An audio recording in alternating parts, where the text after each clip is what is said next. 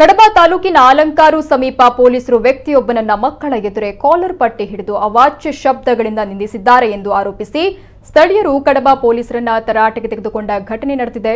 ಸುಬ್ರಹ್ಮಣ್ಯ ರಾಜ್ಯ ಹೆದ್ದಾರಿಯ ಅಲಂಕಾರು ಪೇಟೆ ಸಮೀಪ ಪೊಲೀಸರು ವಾಹನ ತಪಾಸಣೆ ಮಾಡುತ್ತಿದ್ದರು. ಈ ಸಮಯದಲ್ಲಿ ತನ್ನ ಮಕ್ಕಳೊಂದಿಗೆ ವ್ಯಕ್ತಿಯೊಬ್ಬ ದಾರಿಯಲ್ಲಿ ಬಂದಿದ್ದು ಮಕ್ಕಳು ಮಾಸ್ಕ್ ಧರಿಸಿರಲಿಲ್ಲ ಎನ್ನಲಾಗಿದೆ.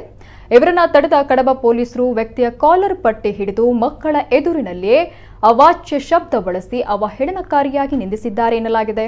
ನಂತರ ಸ್ಥಳದಲ್ಲಿ ಗಲಾಟೆ ಆಗ್ತಾ ಇರುವುದನ್ನು ಗಮನಿಸಿದ ಸ್ಥಳೀಯರು ಪೊಲೀಸ್ನನ್ನ ತರಾಟೆಗೆ ತೆಗೆದುಕೊಂಡಿದ್ದಾರೆ. ಈ ಕುರಿತು ಮಾಧ್ಯಮದ ಜೊತೆಗೆ ಮಾತನಾಡಿದ ಕಡಬ ಠಾಣಾಧಿಕಾರಿ ರುಕ್ಮಾ ನಾಯ್ಕ್, ನಾವು ವಾಹನ ತಪಾಸಣೆ ಮಾಡುವ ಸಮಯದಲ್ಲಿ ಮಕ್ಕಳೊಂದಿಗೆ ಬಂದ ವ್ಯಕ್ತಿಯೊಬ್ಬ ಮಾಸ್ಕ್ ಅನ್ನ ಹಾಕಿರಲಿಲ್ಲ. ಮಾತ್ರವಲ್ಲದೆ ಈ ವ್ಯಕ್ತಿ ಮದ್ಯಪಾನ ಮಾಡಿರುವ ಬಗ್ಗೆಯೂ ಅನುಮಾನ ಮೂಡಿತ್ತು. ಈ ಹಿನ್ನೆಲೆಯಲ್ಲಿ ವೈದ್ಯಕೀಯ ತಪಾಸಣೆ ನಡೆಸಲು ಇಲಾಖೆ ವಾಹನಕ್ಕೆ ಹತ್ತುವಂತೆ ಸೂಚನೆಯನ್ನ ನೀಡಿದೆ. ಆದರೆ ಆತ ಸ್ಥಳದಲ್ಲಿ ಗಲಾಟೆ ಮಾಡಲು ಮುಂದಾಗಿದ್ದು ಮಕ್ಕಳನ್ನ ನೋಡಿ ಮಾನವೀಯತೆ ದೃಷ್ಟಿಯಿಂದ ಆತನಿಗೆ ಎಚ್ಚರಿಕೆ ನೀಡಿ ದಂಡ ವಿಧಿಸಿ ಕಳುಹಿಸಿದ್ದೇನೆಯೇ ಹೊರತು ಯಾವುದೇ ಅವಾಚ್ಯ ಪದಗಳನ್ನು ಬಳಸಿಲ್ಲ ಅಂತ ಸ್ಪಷ್ಟನೆಯನ್ನ ನೀಡಿದ್ದಾರೆ.